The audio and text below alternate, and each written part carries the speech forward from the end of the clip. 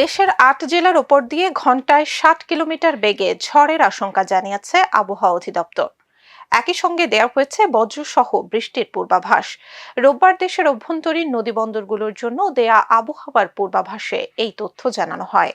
বিজ্ঞপ্তিতে বলা হয়, রংপুর, দিনাজপুর, রাজশাহী, পাবনা, বগুড়া, যশোর, কুষ্টিয়া ও টাঙ্গাইলের ওপর দিয়ে পশ্চিম অথবা উত্তর পশ্চিম দিক থেকে ঘন্টায় ৪৫ থেকে ৬০ কিলোমিটার বেগে অস্থায়ীভাবে দমকা অথবা ঝোড়ো হাওয়া বয়ে যেতে পারে। একই সঙ্গে এ সময় বৃষ্টি অথবা বজ্রসহ বৃষ্টির আশঙ্কা রয়েছে। এসব এলাকার নদীবন্দরগুলোকে ১ নম্বর সতর্ক সংকেত দেখাতে বলা হয়েছে।